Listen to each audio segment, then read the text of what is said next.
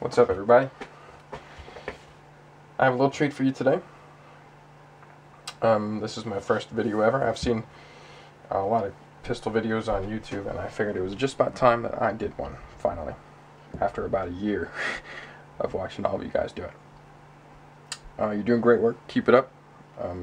It's always wonderful to be able to watch videos about guns that you don't have, as well as guns that you do have, to get all of your perspectives on these weapons, and also to feed the hunger for a weapon that perhaps you've ordered or that you're saving up for that you can't quite have yet. It helps to see it in real life, if only in video. So here is my contribution to that exact same need with many of you: the Sig P210 Neuhausen. This for me is a service weapon, standard issue in the armed forces in which I serve. These weapons are both unloaded. I will safety check them for you once again so you can see it in just a moment, but bear with me. I'm not going to tell you which military I'm in, but there aren't many countries in the world that use this as a service weapon, so I will leave it to you to guess if you can be bothered to research it. Anyway, the reason I picked this guy to compare the Sig P210 with is, by the way, it's a CZ75 SP-01. It's because I believe there are some major design similarities, if you will. So I figured, why not? Safety check. Chamber is clear. So is the magwell. There we go. That was the CZ. Now for the Sig. Chamber is clear. So is the magwell. You do have to put in the magazine in the Sig, single stack by the way, to be able to pull the trigger. There we go. All good. Okay, now to the similarities. What I'm talking about mainly is the slide inside design. What that means, if it isn't obvious already, is that the slide rides inside the frame instead of outside, like many pistols today will do. There we go.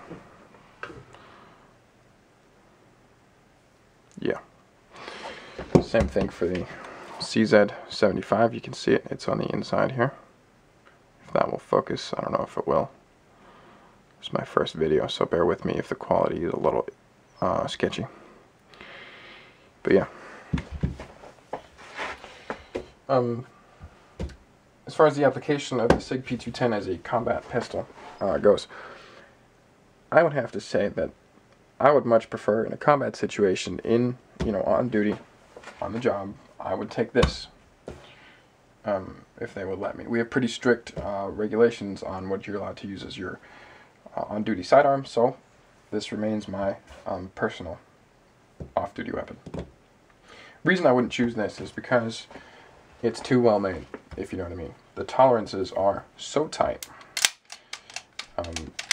that should it become dirty, should it be challenged environmentally, if you will, sand, dirt, grit, salt water, all these things, it's too well made to be able to withstand any of these tests, whereas the CZ75 has a bit more rattle, a bit more room for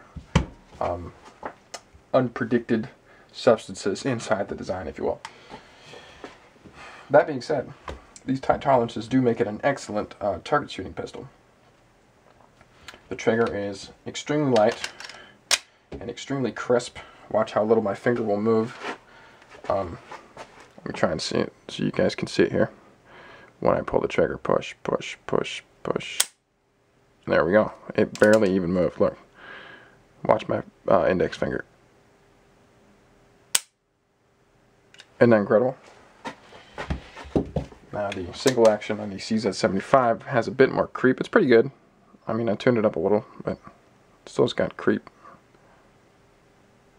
But once it does break, it breaks clean. So that's always something. This is not a shadow. Do not be fooled. This is the standard SP-01. If any of you are familiar with the CZ75 SP-01 range. grip tape, of course, for better grip with sweaty hands. Standard safety on the left. A Rami, which is their subcompact model, or one of them. Safety on the right to avoid knuckle damage when doing quick draws. CZ75 combat trigger. This is also the one that is fitted on the new SP-01 Shadows. That's about it. Everything else is stock. The mainspring is stock. The recoil spring is stock. Guide rod is stock. It functions flawlessly. A little bit of finish wear here. That's because of my speed draw holster, which is made for a slightly different variant, and so the fit is not quite perfect. But it doesn't bother me, and if it ever does, then I can just have it Cerakoted, so no issues there. Another problem, competition-wise anyway, for the Sig P210 is while it is accurate and well made, it's a single stack magazine. And for IPSC or USPSA, that is just a no-go for a 9mm. Second, mag release is European. It's in the bottom here. It is super tight and difficult to get out. You literally have to yank that thing out. Just, there we go. As opposed to any modern pistol, including CZ75, which has the mag release on the side like this for quick reloads. Excuse me. Anyway, that's just about it. I do like both weapons, but as a combat handgun, I would definitely prefer my CZ75. Also for competition, I admit, because while this is very accurate, very tight, for dynamic shooting, practical shooting, the mag release and the magazine capacity is just, it just breaks the deal completely, I have to admit. But I am happy to share this with you. I consider myself lucky to have a weapon issued standard that is coveted by so many, and no doubt worth a lot of money, even used from the military like this, which I didn't even know actually until recently, but hey, pretty cool. That was about it. If you guys have any comments, please feel free to send me a message. If I've gotten anything wrong, please feel free to let me know as well. I'm always trying to learn. So yeah, you guys have a good day.